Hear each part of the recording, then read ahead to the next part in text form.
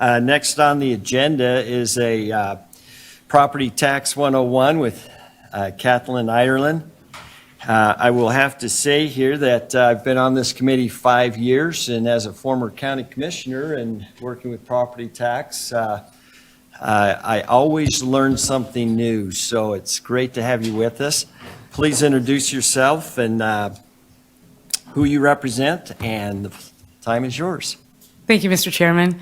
Good morning. Good morning, representatives. My name is Kathleen Ireland. I'm the Property Tax Research Specialist with the Idaho State Tax Commission. Thank you for welcoming me here this morning. I'm here to talk to you just kind of an overall view of Idaho's property tax system with some updated data from last year's presentation. And a few of the items I'd like to discuss with you this morning are, certainly we'll start with the assessed values, looking at statewide numbers and the assessment process, which is the beginning of the property tax process in Idaho. We'll look at property tax budgets, how they're determined, limitations to those budgets, and then we'll look at property tax trends over many years in Idaho. We'll talk about the final numbers of House Bill 292 and 521 and the relief that those two bills provided. And we'll finish up with two of the property tax reduction programs that are longstanding in Idaho for your constituents and others. So as a property tax research specialist at the Tax Commission, I get a lot of phone calls from property owners regarding property tax questions. Certainly I don't get nearly as many questions as the assessor's offices and all of their staff, but it is nice to be able to interface with property owners. And at that time when they call, oftentimes I hear suggested comments that may be more myth than fact-based, perhaps something that they received from social media, something they received from their neighbors, and it's a great opportunity to provide some education on Idaho's property tax system at that time. And a few of the myths that I get regularly is, especially on who pays, oftentimes I'll have homeowners reach out to me and say, you know, this really isn't fair.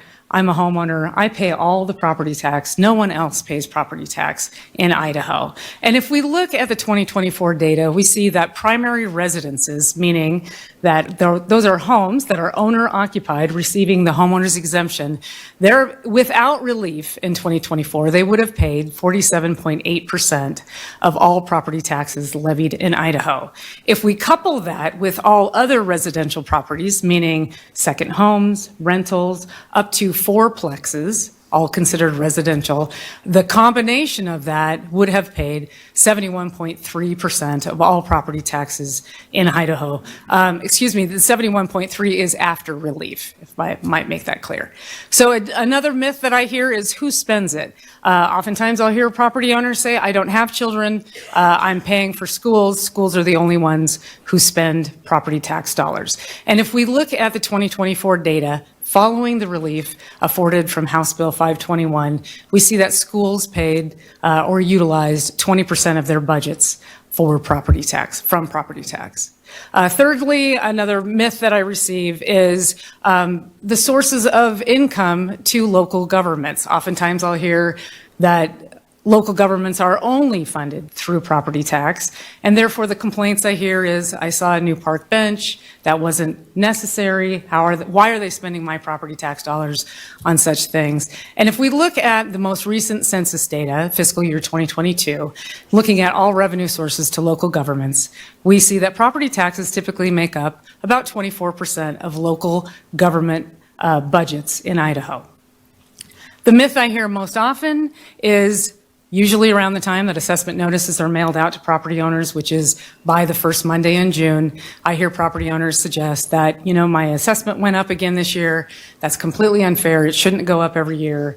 And their assessors are only doing this because they want more money. And I hope that my presentation today will alleviate a lot of those fears.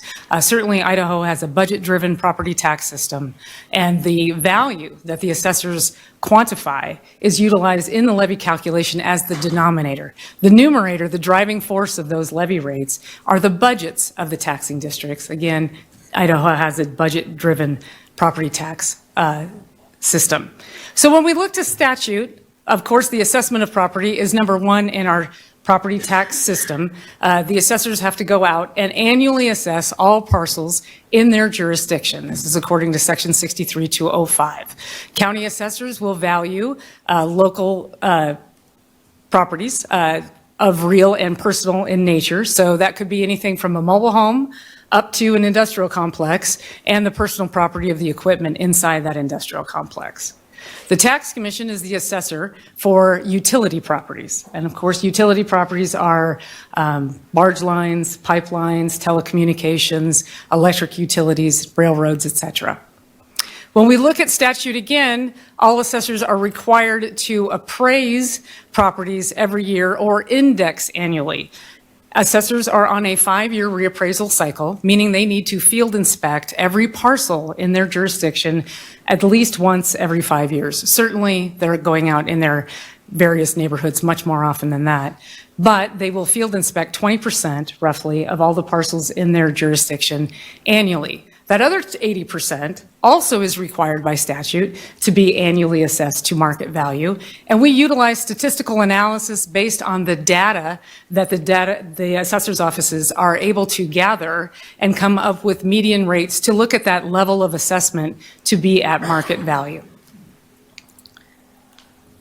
So by statute, 63-208 states that our lien date is January 1 of every year. And by that lien date, the assessor must assess to market value. In 2024, the total assessed value statewide in Idaho was $363 billion. This was only about a 6% increase over 2023. In 2023, we had $342.9 billion statewide. That was just about a little over a 3% increase over 2022. So values had really kind of stagnated or stabilized at that point, if you will. If you remember, back just after COVID, between 21 and 22, that's when we had this amazing increase in value statewide in Idaho. In fact, in that 1 year, values increased over $110 billion in 1 year, with a 47.7% increase in assessed value. That, of course, we had a lot of people moving in, a lot of immigration in Idaho at that time, a lot of remote workers, and values, with interest rates being incredibly low as well. So my next slide here is, this is a 15-year look back at values, assessed values over time, starting in 2009. We see as the market declined in that 2010 and 11 window, values went down in the residential sector. Most other sectors remained relatively stable. And then starting in 2013, 14, values started to rise. In the last 7 years, values have gone up dramatically in the residential sector. That's that top line is specific to residential. That second line down there is the commercial sector. We see in the last several years, commercial has gone up a bit, but nothing near the residential sector. So what's interesting about this slide to me is that, again, the assessment of property is a data-driven system. Assessors require data to be able to come up with the market value that's required by statute. So when we look at our ratio studies, just for review, or if this is unfamiliar for some of you, every year the Tax Commission performs a ratio study on all assessors' assessments throughout Idaho, all 44 counties, as long as we have the data to quantify a statistical review of that. Once we go out, we have a group of folks that actually go out and interface with the assessor's office and collect the data and then quantify the statistics. The total number of sales we received in the last ratio study, which we do every year, was about 26,000 sales statewide. Of that, the sales that we gathered were 25,000 were in the residential sector. We only had about 524 sales in the commercial sector. And I believe that directly impacts this slide that we're looking at here. The reality is that sales information is rarely disclosed, especially in the commercial sector, to our assessing officers. And so it's very difficult when you have such a huge margin, the delta between what we're receiving for residential sector and what we're receiving for the commercial sector, to really understand what the true market value is of the commercial properties in those more robust markets that we have throughout Idaho. And so due to the limited data that we receive, I believe this truly influences. So again, property taxes in Idaho, as we'll talk about throughout this presentation, is a zero-sum game. If one sector has the lion's share of the value and increases at a more rapid rate than other sectors within that geographic area, then they will take the lion's share of the property tax as well. So, and I think we see that in this graph. So once assessed values are completely quantified and reviewed by the boards of equalization of the many counties within Idaho, all 44, those values are approved and equalized by the boards of equalization. Then we move into the budgeting process by all the taxing districts. And just for review, we have the property tax levy rate calculation in this slide. So every taxing district in July holds their, that are required by law, holds their public hearings, and then they present their budgets, and then from their property tax budget portion, we will quantify the levy rate for the property tax bills of individual properties. So how this process works is each taxing district will have an overall total budget that's inclusive of all revenue sources. To quantify a property tax levy rate, first we must remove all other revenue sources, whether that's fees, grants, intergovernmental revenue sharing, all of that needs to be removed. So we whittle that down just to the property tax portion of each taxing district's budget. So once we get down to that which is required of property tax, we will take that property tax budget quantity and divide it by the net taxable value of all the parcels within the geographic boundary of that taxing district. Okay, and the difference between market value and net taxable value, of course, is just any applicable exemption that needs to be removed from that market value. So the net taxable value of the parcels is basically the value that the parcel owner will be paying property taxes on. So once we take the property tax budget divided by the net taxable value within that district, we come up with a proportional amount, that percentage that budget relates to overall value in that district. And that's the rate then that is applied back to every parcel within that tax code area, that taxing district's boundary, and quantifies then an individual tax bill.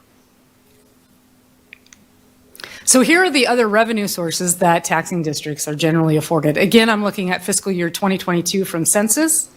So we see here that property taxes, again, are about 24% of taxing districts' overall budget, but charges, fees, grants, anything that they're charging to their clients is about 30%. Intergovernmental revenue sharing is going to be about another 45%. So we can see from this graph that property tax is more of a minimal revenue source for those taxing districts. For this slide, I wanted to just reinforce a little bit of that relationship between budget, property tax budget quantity, and value. And we could see here in this hypothetical that we have a taxing district with a budget of roughly $55,000. Over 3 years, that budget remained relatively unchanged. But values have continued to rise, just as they have in Idaho recently. So the result is of that is, of course, the levy rate precipitously dropping. And we have seen that across Idaho. Levy rates are going down at a rapid rate at this time because values are increasing. Budgets, in this example, budgets remained unchanged, but of course, budgets in our real world are quite constrained by statutory limitations. And so with those incredible increases in value, we're seeing levy rates throughout Idaho diminish. So then looking specifically at the budgets of taxing districts, most taxing districts' budgets are non-exempt funds. This is their general operations funds. Non-exempt means that they are not exempt from the limitations found in statute, specifically section 63-802. So the increases that they are allowed as non-exempt funds, certainly they're allowed to take a 3% growth rate over the highest of their last 3 years. If they have new construction within their district or annexation within their district, they can take a 90% quantity of that value, multiply it by a preliminary levy rate to come up with a budget allowance, a capacity increase based on that value and preliminary levy rate. Those three items are limited to not allow a taxing district's property tax budget to increase any more than 8%. If they had additional new construction that could have been converted into a budget capacity, That is no longer legal, and they are limited at that 8%. That is just dismissed. Same with the annexation. So those three items cannot exceed. If a taxing district decided to take their full 3% increase, they would be limited to taking no more than an additional 5% budget capacity due to new construction and annexation. Beyond that 8% limit, additional allowances for increasing budget capacity would be if a urban renewal revenue allocation area was to terminate, the increment value would be utilized as new construction, multiplied by a preliminary levy rate, restricted to only 80% of that, and that would be utilized as budget capacity increase. In the rare occasion, that doesn't happen all the time, certainly. It's more rare. Plus, a taxing district may utilize foregone to increase their budget capacity, but again, that's limited as well. So a taxing district may use 1% of accrued foregone. Again, foregone is legal budget capacity that the taxing district could have used in the past.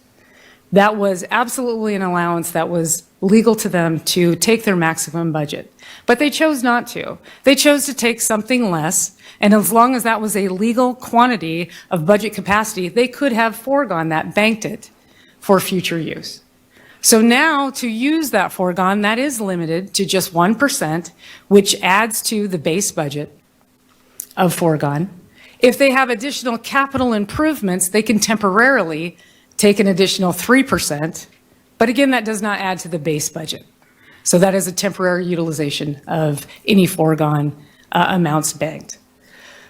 All of these are possible as long as those taxing districts' levy rates do not reach and hit a levy rate maximum found in statute as well. So as we've seen, especially with that previous graph, values are increasing like crazy. We know levy rates are going down. So we have not seen a taxing district hit a levy rate limit since the time of 2008 to 2012, when the market really went down due to the housing crisis and recessionary times. But there are many taxing districts have, in addition to budgetary increases, levy rate caps as well. Mr. Chairman. Yes, question. Yeah, Mr. Chairman, I'd like to ask a question, if I could, on this slide. Yes, Ms. Ireland, question. Ms. Ireland, could you tell me how the preliminary levy rate is determined? Thank you, Mr. Chairman. Representative Cheatham, it is a complicated process, but I would love to try.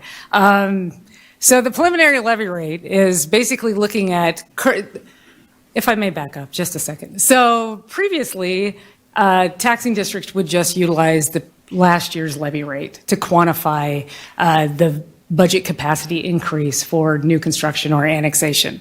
And so when I talk about a capacity increase, what we would take is the value of the properties that were newly constructed. We would take that assessed value and multiply it by last year's levy rate. So as an example, say there's $10,000 in new construction. So we would take 90% of that, $9,000. And then we would multiply that by a levy rate to come up with a dollar amount of capacity increase in that budget. So if the levy rate was 0.5%, which is generally the statewide average, little more, a little less right now, that would be roughly $45. That would add to the budget capacity of that district. So that was previously to House Bill 389. We utilized the previous year's levy rate. Currently, now, we use the current assessed value, the net taxable value, plus, I believe, last year's budget, and then we would add to that net taxable value a portion for operating property as well. And then we would calculate out a levy rate utilizing two different data points from two different years. So last year's budget divided by current value that was on the abstract from the county would then calculate out a preliminary levy rate that we would utilize in the calculation of current budget capacity increase. Does that help? Good. Thank you. Thank you, Ms. Sarling. You're welcome. I'm sorry, it is a complicated topic. And also on that. Another question, Representative Gannon. Hey, thank you, Mr. Chairman and Ms. Ireland. So, as I'm understanding what you just said, you get the levy rate based on the taxable amount of property, and the corollary to that is if one property doesn't pay, then the levy rate will go up a little bit. The rest of us will all pay if one property does not pay. Would that be right? Ms. Ireland? Mr. Chairman, thank you. Representative Because of Gannon. an exemption, it does not pay, not just doesn't want to pay, but has an exemption. Sure. So, if I may mirror that back to you, if someone is exempt, we're talking about tax shifting then, of course. So, yes, absolutely. If a property is exempted, then it's removed from the net taxable value in the denominator of that levy rate calculation. So that budget is what we're really solving for. That percentage calculation is really what percentage is all the people remaining within that denominator. How much will they be paying of their value to satisfy the budget of that taxing district? So that percentage that's calculated then is only applied to those that remain.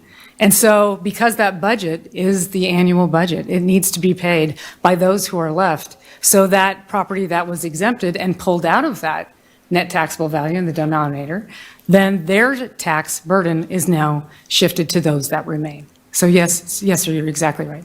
Is there a follow-up, Representative Gannon? No, but I think. Okay. Representative Birch? Thank you. Thank you, Mr. Chairman. I actually have a follow-up to that question, which is, do you have that information in terms of the percentage of exempt properties by county to be able to understand how much is? Ms. Ireland? Thank you, Mr. Chairman. Representative Birch, I just completed an analysis. I could provide you with all the exempt parcels in every county, if that would be at all helpful to you. Generally, we are approving a part of a long approval process of every levy rate. We know that exempt information. Because we are not able to gather the data as far as what a current assessed value of all those exempt parcels would have been if they were taxable at this time, it's difficult to calculate the delta between what that would look like if there were no exemptions versus our current state with having exempt parcels. I don't know if that helps answer your question. If maybe you could clarify for me if I could be more helpful. Thank you, Mr. Chairman. Ms. Ireland. Representative Birch and Representative Gannon, thank you for the questions. I hate to get too far out from the weeds, but we'd like to finish the presentation and maybe hold that for a minute unless it relates to this slide. Are we? It's hard to hold questions. We good? That's fine. I'd follow up with you later anyway. Okay, thank you. Thank you, Ms. Ireland. Thank you, Chairman. This slide actually specifies all this type of districts, taxing districts that we have in Idaho. And we're looking at the cumulative sum of the budgets of all of the various districts, looking at 23 to 24 plus a percent change. This slide does account for any property tax relief measures applied to the school districts from 292 and 521, but not the homeowners tax credit relief. The reason why is because the property tax relief afforded from these two bills to the school districts paid down the supplementals and bond payments, and so the property tax levy rates from those schools were reduced as they were calculated, as opposed to the homeowner tax relief credit that occurred after levy rate calculations. So the credit was applied to the individual tax bills after levy rates were completely quantified at that level. So what you're looking at here is basically the property tax as levied throughout Idaho by the various districts. And you could see here that the total property tax levied in Idaho in 2024 was about $2.2 billion. Okay, and when we're talking about taxing districts' budgets, I wanted to demonstrate the magnitude of those budgets for you. Looking at this frequency distribution, we can see to the far left, that's the vast majority of taxing districts' budgets in Idaho are less than $25,000. So that's their total property tax budget is less than $25,000. Second group, between $25,000 and $75,000, we have another 175 of the 980 taxing districts that levied property taxes in Idaho. So it is important to note that statewide, we have about 1,114 taxing districts. Of that 1,114, 980 levied property taxes. So not all taxing districts did levy property tax in 2024. Okay, the property tax use, again, we see schools utilized about 20% of the total property tax in Idaho. We could look at the counties utilized about 29% of the total property tax, cities 30%, and all others, that remaining 21%, is broken down by highway districts, fire, junior college, ambulance, libraries, and the other districts that were noted in the previous slide. Here is the property tax growth of Idaho over a number of years dating back to 2004. That top line are the schools. So we can see here with that school line, it drops dramatically in 2006. Just again for review, that's when, of course, the school maintenance and operations budgets were removed from property tax. Once that occurred, the market sadly crashed in 2008 to 10. School districts started reaching out to voters to get voter-approved funds at that point in time, and you can see that trend line continuing to go from that point forward, increase that point forward. So looking at, that was the total property tax in Idaho. Here we're looking, I'm going to break it down now between non-exempt and exempt funds. So non-exempt funds, again, are those funds, generally the maintenance, general operations funds of taxing districts. They are not exempt from the limitations found in statute 63802 as far as how much their budgets can increase from one year to the next. So they are constrained by statutory measures. So the top two lines there are cities and counties. You could see that dip around 2020, that was federal funds that came in for COVID relief. And then property taxes continue to increase. In this, because this slide is demonstrating non-exempt funds, now that the maintenance and operations of schools have been removed off of the property tax, that bottom line, very, very bottom, that's our schools. So there are virtually no non-exempt funds in schools. Once we transition to exempt funds, now exempt funds being defined as those funds that are not limited by 802, section 63802, they are voter-approved funds, and because they are voter-approved, it really is based on the ballot and what the district is looking at. This top line here is exclusively schools, and we could see overall the schools have, of course, the lion's share of all exempt funds through bonds and temporary and permanent supplementals. The bottom blue line there is all other taxing districts. And looking again at school exempt funds, we could look at the 2024 total pie of exempt funds, if you will. Schools make up about 92.5% of all exempt funds, again, voter-approved funds that are not limited by statutory increases. The remaining 7.5%, 23 million, that's broken down by those taxing districts that you see on the side there, cities, fires, counties, community infrastructure districts, libraries, and all others. So I did mention that earlier on, before 2000, school districts really weren't reaching out to voters often for additional supplements. But then once the market did crash in 2008, really went down because of that housing crisis, sales tax started to wane as far as collections statewide. And so then the school district reached out to voters to supplement their revenue sources. So the blue line on the left is the dollars levied through exempt funds, and the red line on the right-hand side there is the total number of districts that were reaching out to voters for voter-approved funds. So statewide, we have 115 school districts, and you could see the count on the right-hand side there. During the 2016, 2018 years, we were above 90 of the total of 115 school districts that were reaching out to their voters. These are generally for short-term supplementals, 1 to 2 years, and these two graphs are reflective of all of the relief dollars received from 292 and 521. So we can see as those trend lines drop precipitously in 23 and 24 because of that relief. So who's paying property tax in Idaho? Again, as we mentioned earlier, we have the primary residential property owner there with that blue bar. If we combine that with the other residential, we're looking at above 70% of all property taxes paid by the residential sector.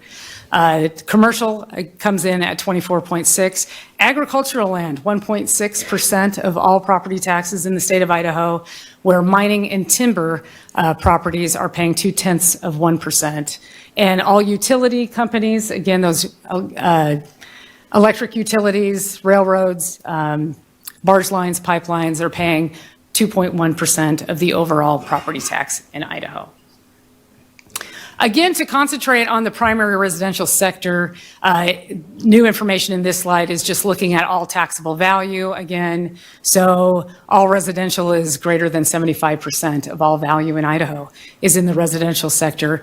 Specifically to that primary homeowner, we're looking at 46% of all value in Idaho in 2024 was primary residential property.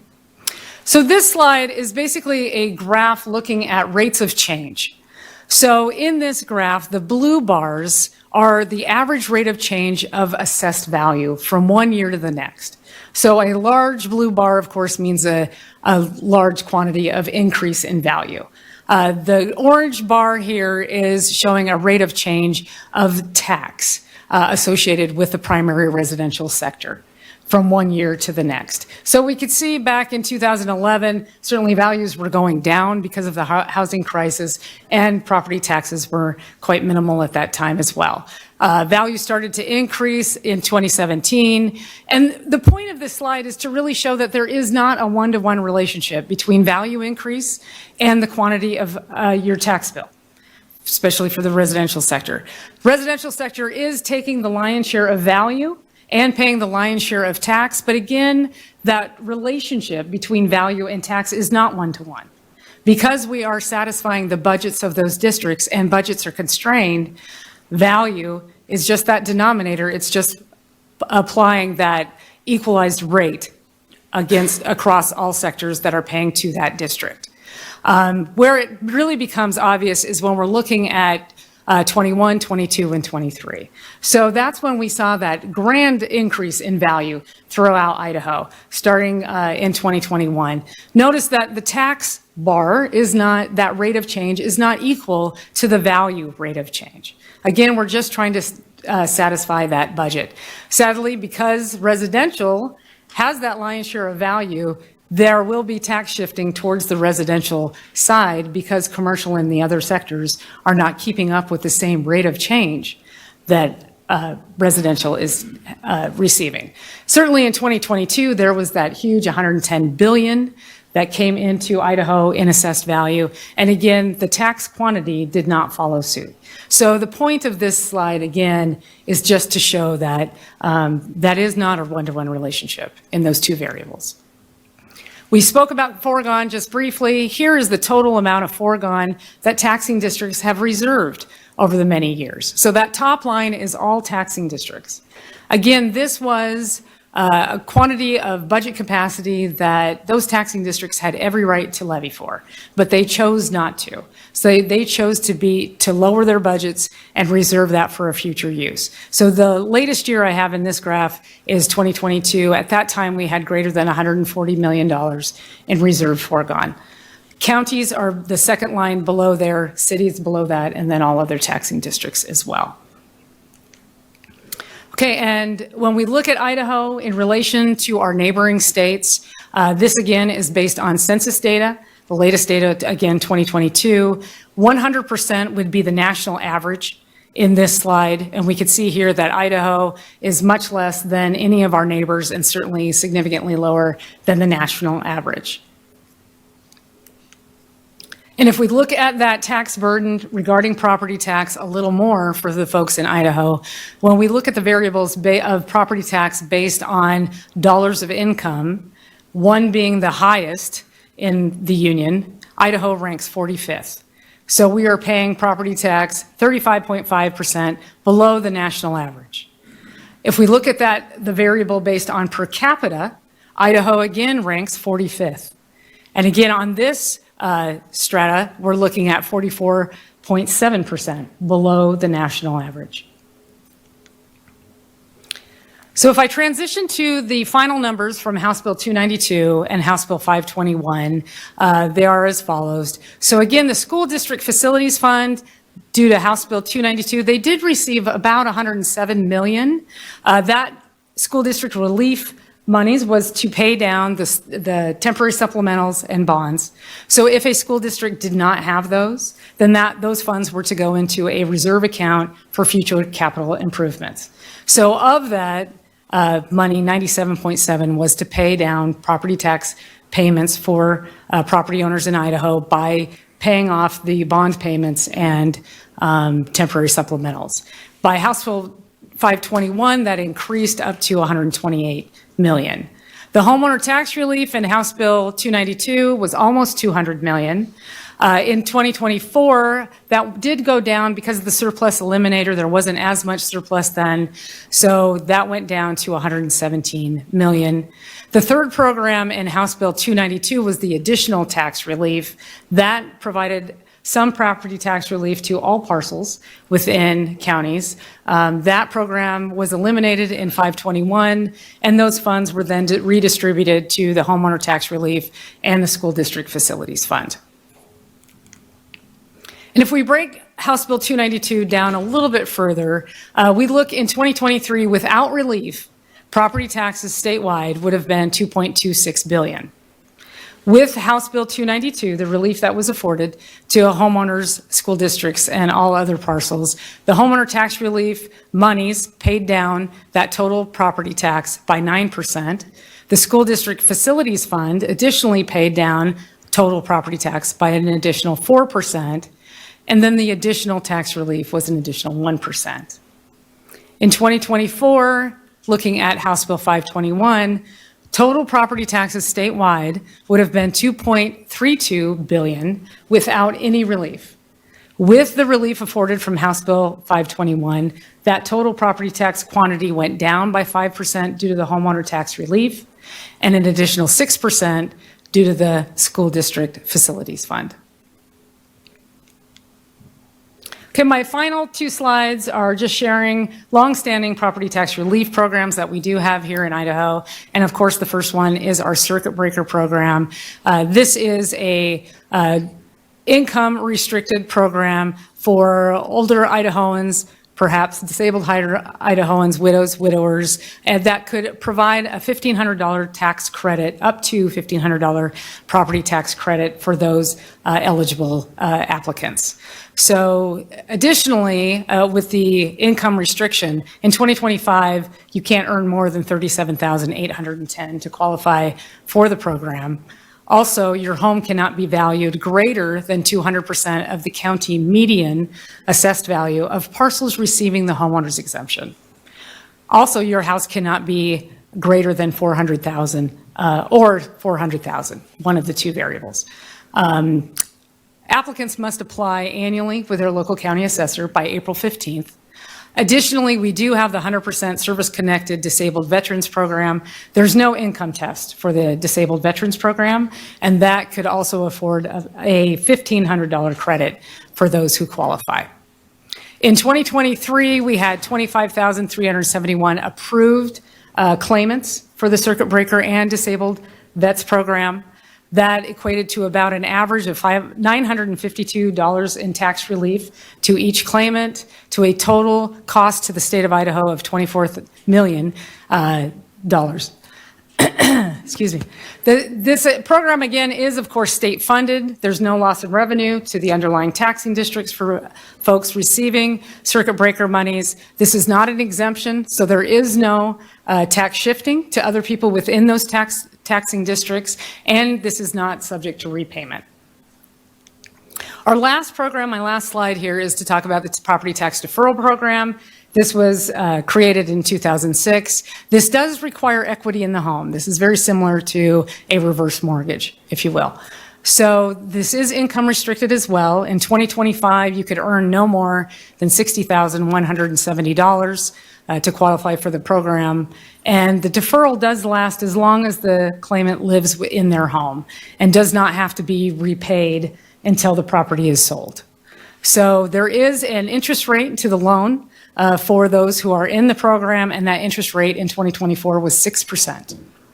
In 2024, we had 27 households apply for the deferral program. We had 11 households approved to a total cost to the state of Idaho of $18,344 in benefits. That concludes my program. Mr. Chairman, I'm happy to stand for any questions. You did an amazing job. Thank you for the information. We do have some questions.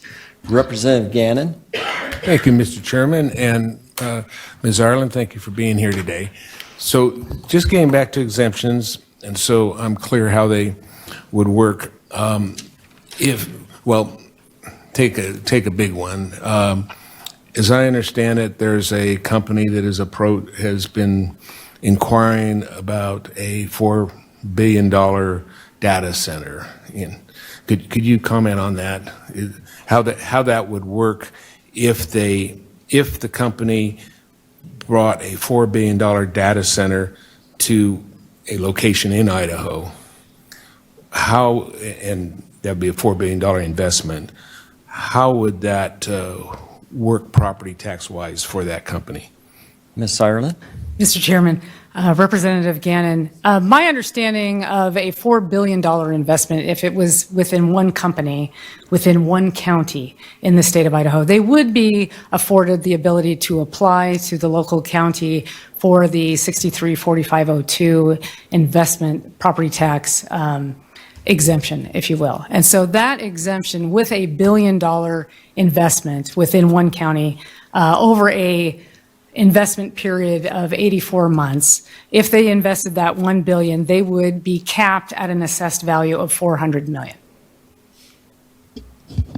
Representative Gannon. Thank you, Mr. Chairman. So the $4 billion investment would be paying on 10% of its value then at the end of the day. Ms. Ireland. Mr. Chairman, Representative Gannon, yes, that's correct. Thank you. Other questions? Representative Hill. Yes, Chairman, I had a question on the disabled vet. Is it 100% disabled to get the, or is it 80%, 70%, or any of that? Ms. Ireland. Thank you, Mr. Chairman. Representative Hill, we have the 100% service-connected disabled program that provides a $1,500 credit. Other veterans that may have a lesser degree of disability are always welcome to apply for the circuit breaker program. Thank you. Representative Raymond. Thank you, Mr. Chairman. I'm curious, this information is so valuable. Is these slide decks available to the committee members? Is it possible we could get those? It's on your OneDrive, but go ahead, Ms. Ireland. Okay. Thank you, Mr. Chairman. Yes, Representative Raymond. I provided that to Mr. Douglas earlier this morning, and he provided it to everyone in your OneDrive. You're welcome to do with it as you please. If you have any further questions, please reach out when it's convenient for you, and I'd be happy to walk you through it. Thank you. Follow-up, Mr. Chairman. Yes, So my bad for not knowing that, but my next question or follow-up question would be, and I think you just answered it, we can share it like with our local elected officials. I think it's very valuable information to everyone. Mr. Ireland, Chairman. yes. Representative Raymond, please do. Everything that we do in property tax is, of course, public information. I hold no secrets. So please share it well. Follow-up, Mr. Chairman. Yes. Could we go back to slide number 21 for just a second? Slide 21, okay. Ms. Ireland. Appears to be an anomaly in the year 2023. Could you just explain that anomaly for us, please? Thank you, Mr. Chairman. Ms. Ireland. Thank you, Mr. Chairman. Representative Raymond, great question. So in 2023, certainly we had the passage of House Bill 292. And so with that large quantity of property tax relief afforded to homeowners, again, we're looking here at the primary residential sector, the homeowners are the ones paying the lion's share of property taxes statewide. So in the receipt of $200 million in property tax relief from House Bill 292, property tax payment, that rate of change dropped significantly in the amount of property taxes that primary residential homeowners paid that year from 2022. So again, that orange bar shows a rate of change from the previous year. So with the passage and the infusion of that property tax relief through the homeowner tax relief credit, property taxes in 2023 went down dramatically for homeowners. Thank you, Mr. Chairman. Thank you, committee. Just a reminder that floor session does start at 11. We're going to end this meeting in 5 minutes, so if you can wrap this up, that would be amazing. Representative Gannon. Thank you, Mr. Chairman. And last question, Ms. Ireland. So Micron is going to invest $15 billion in their new facility. How will that work property tax-wise? Ms. Ireland? Mr. Chairman, Representative Gannon, I have spoken with the county on that, and my understanding is that the second plant of Micron is a separate LLC, if you will. It's under the ownership of Triton. I believe that will be purchased later by the Micron parent company. I may be completely wrong, so I'm sorry that I'm sharing so much, but that is my understanding, that it is a separate plant. Therefore, they will be capped at $400 million. You have the existing Micron plant capped at $400 million, then you will have the second phase capped at $400 million. And last question. Thank you, Ms. Ireland. Representative Birch. Thank you, Mr. Chairman. First, I was a little bit late, so I apologize if this question was already covered. and then I did have one other small question as well. What would the tax exemption be for homeowners if we did not have on average, if we did not have the $125,000 cap? Ms. Ireland. Mr. Chairman, Representative Birch, great question. I do quantify that every October when I receive third-quarter data. I believe for 2025, it would be $238,324. Okay.